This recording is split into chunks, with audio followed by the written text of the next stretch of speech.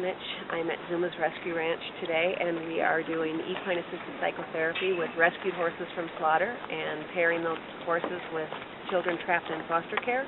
The horses behind me were all headed to a slaughter lot to end up on a dining table in Europe somewhere, and we can't have that happen with the horses that we founded our country on. So we saved the horses, and we found a job for them in equine-assisted psychotherapy. We pair the horse with the child, and an equine-assisted psychotherapist works with the two to recover them from the damages of being displaced from herd or home. Wow, thank you. So how long have you been doing this? We started rescuing horses in 2005, and just recently in 2008 we started doing the equine-assisted psychotherapy.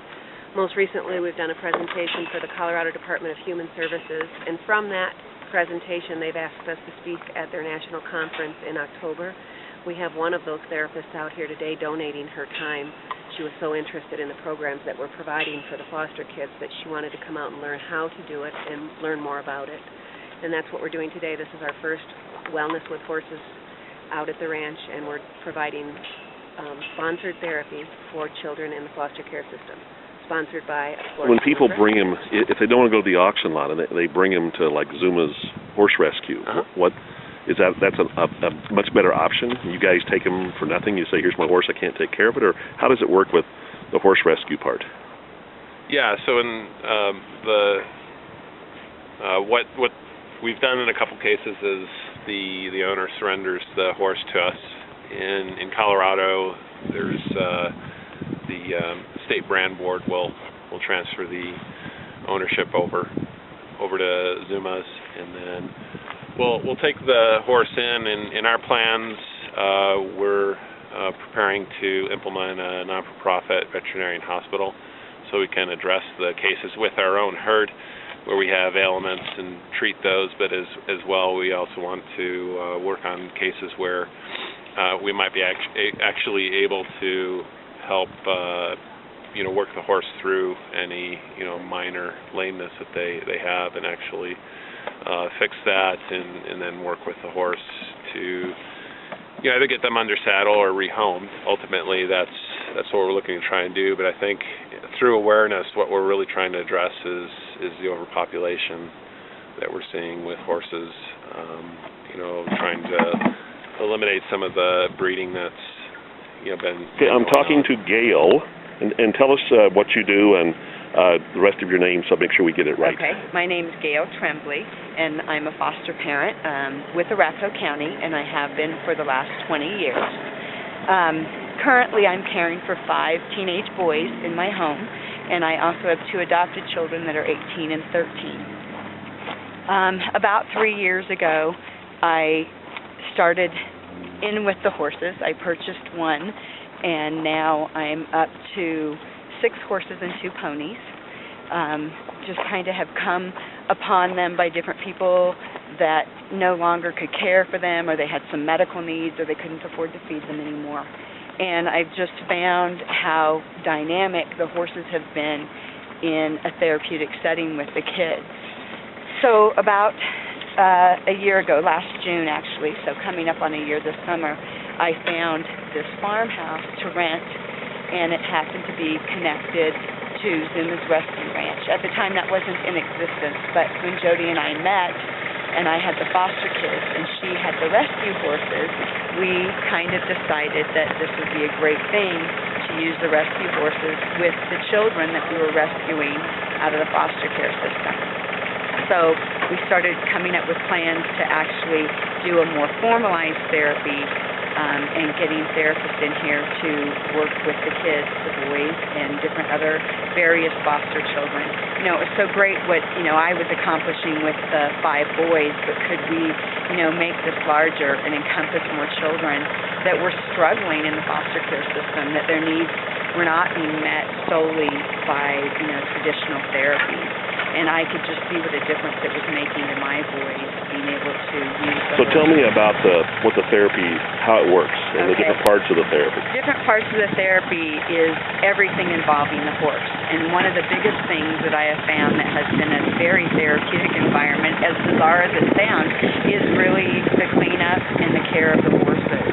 So one of the biggest things that we do have to do is that we clean up all the manure after the horses, and that is a really, I think, a very reflective time for the boys. It's peaceful, and I think it gives them lots of time to think about things. And they also have a task that they have to complete, and I think they feel very successful when they get the job completed, although, you know, the way horses are, they turn around and they get a big kick out of there's another one to clean up. And so this is something that is very important in the care of the horses, their cleanup of their stalls and their feeding of them, the grooming, making sure that they have the water that they need. And it is also a team time, and we spend a lot of time discussing issues that, you know, have occurred over the week in their lives. And, you know, it's away from the TV and the computers and their video games, and you're actually spending time socializing in a really positive way. And I think in this society we've just gotten so far away from that. We don't spend time together as a family, you know, just doing nothing. And it's just really a joyous time for all of us, which as bizarre as it sounds, it's one of my favorite things to do. So. And who would have thought cleaning up after horses would be a joyous time? Right. So it's just been very amazing. For me, it's been that this beautiful facility that, you know, Jody and Paul have here available, and their genuine, you know, human concern and their heart about how can we use this for the betterment of these kids. So, you know, we've just started using the horses for the therapy, and you know, we're going to kind of just see how that goes. But we've got the phone ringing off the hook, and I knew that would be because so many children are in just need. The way that our society is being run, kids are not being focused on, and people are not being cared for. The monies are not there to correct the dynamics within the family, and we have to start looking at ways to help these kids for their long-term future. We've got a lot of kids at risk for a lot of mental health issues and a lot of serious deprivation. Kids that we're looking at that could become part of our prison system because they just don't know the correct way to manage their life or the behaviors that they should be demonstrating on a daily basis, and they're been taught ways that are confusing to them.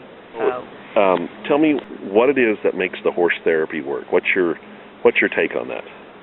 You know, that's really a perplexing question because I'm not a professional person that's very educated in this What's manner. your gut feeling? You've seen it work. My gut feeling is I'm living with these kids 24/7, and I have seen massive changes with my kids.